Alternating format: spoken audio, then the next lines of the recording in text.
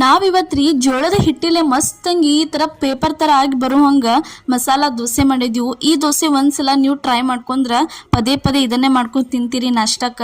ಉಪ್ಪಿಟ್ಟು ಅವಲಕ್ಕಿ ತಿಂದು ತಿಂದು ಬೇಜಾರಾದಾಗ ಮಿಸ್ ಮಾಡ್ಲಾರ್ದ ಏನೈತ್ಲಾ ಈ ತರ ಜೋಳದ ಹಿಟ್ಟಿನ ಮಸಾಲಾ ದೋಸೆ ಒಮ್ಮೆ ಟ್ರೈ ಮಾಡ್ಕೊಂಡ ನೋಡ್ರಿ. ಇಲ್ಲಿ ನೋಡ್ರಿ 1 ಕಪ್ ಆಗುವಷ್ಟು ನಾವು ಜೋಳದ ಹಿಟ್ಟ ತೊಗೊಂಡಿದ್ವು. ಅದನ್ನ ಮಿಕ್ಸಿ ಜಾರಿಗೆ ಹಾಕೊಂಡ 1 ಕಪ್ ಆಗುವಷ್ಟು ಏನೈತ್ಲ ರವೆ ತೊಗೊಂಡಿದ್ವು. ನೀವು ಎಷ್ಟು ಹಿಟ್ಟು ತೊಗೋತಿರಲ್ಲ ಅದ್ರ ಸರಿ ಸಮ ನೀವು ರವೆ ತೊಗೋರಿ. ಅದಾದ್ಮೇಲೆ ಇದಕ್ಕೊಂದು ಸ್ವಲ್ಪ ಕೊತ್ತಂಬರಿ ಸೊಪ್ಪು ಹಾಕತ್ತೀವ್ರಿ. ಕೊತ್ತಂಬರಿ ಸೊಪ್ಪು ಆದ್ಮೇಲೆ ಒಂದು ಸ್ವಲ್ಪ ಕರಿಬೇವು ಸೊಪ್ಪು ಹಾಕಿದ್ವು. ಅದಾದ್ಮೇಲೆ ನೋಡ್ರಿ ನೆಕ್ಸ್ಟ್ ಇದಕ್ಕೆ ಏನೈತ್ಲ ಒಂದು 3 ರಿಂದ 4 ಹಸಿ ಮೆಣಸಿನ್ಕಾಯಿ ಕಟ್ ಮಾಡಿ ಇಟ್ಕೊಂಡಿದ್ವು. ಆ ಹಸಿ ಮೆಣಸಿನ್ಕಾಯಿ ಏನೈತ್ಲ ಇಲ್ಲೇ ಹಾಕತ್ತೀವಿ ನೋಡ್ರಿ.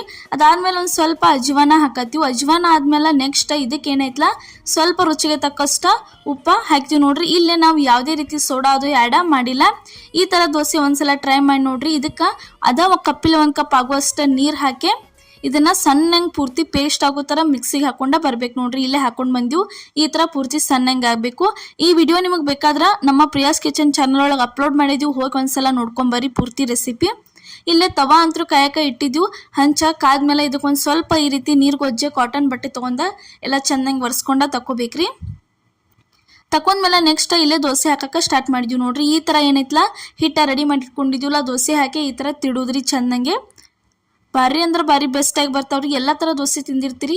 ಪ್ರತಿಯೊಬ್ಬರ ಮನ್ಯಾಗ ಜೋಳದ ಹಿಟ್ಟಂತೂ ಇದ್ದೇ ಇರ್ತೈತಿ, ಮಿಸ್ ಮಾಡ್ಲಾರ್ದ ಸಣ್ಣ ರವೆನೂ ಇರ್ತೈತಿ. ಈ ಥರ ಏನೈತ್ಲ ಒಂದ್ಸಲ ದೋಸೆ ಮಾಡ್ಕೊಂಡು ಟ್ರೈ ಮಾಡ್ಕೊಂಡು ನೋಡ್ರಿ, ಭಾರಿ ಬೆಸ್ಟ್ ಅನ್ನಿಸ್ತಾವು. ಅಕ್ಕಿ ದೋಸೆ ಅಂತೂ ಯಾವಾಗಲೂ ತಿಂತೀರಿ.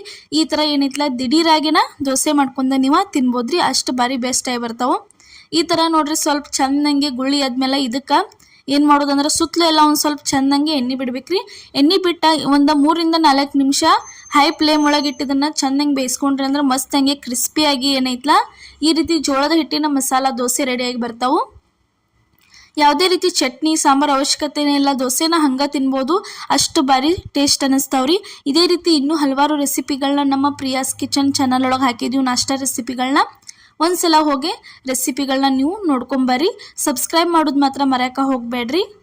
ಇಲ್ಲಿ ನೋಡ್ರಿ ದೋಸೆ ಯಾವ ರೀತಿ ಗರಿಗರಿಯಾಗಿ ಬಂದತ್ತೆ ಅಂತ ನಿಮಗೆ ತೋರ್ಸಾತೀವಿ, ಯಾವ ರೀತಿ ಆಗೈತೆ ಅಂತ ಹೇಳಿ ತೋರ್ಸಾತೀವಿ ನೋಡ್ರಿ. ಈ ಥರ ಗರಿಗರಿಯಾಗಿ ರೆಡಿಯಾಗಿ ಬರ್ತೈತಿ ದೋಸೆ ನೋಡ್ರಿ. ನಾವು ಮಾಡಿದಂಥ ಇವತ್ತಿನ ಜೋಳದ ಹಿಟ್ಟಿನ ದೋಸೆ ರೆಸಿಪಿ ನಿಮಗೆ ಇಷ್ಟ ಆಗೈತೆ ಅನ್ಕೋತನು.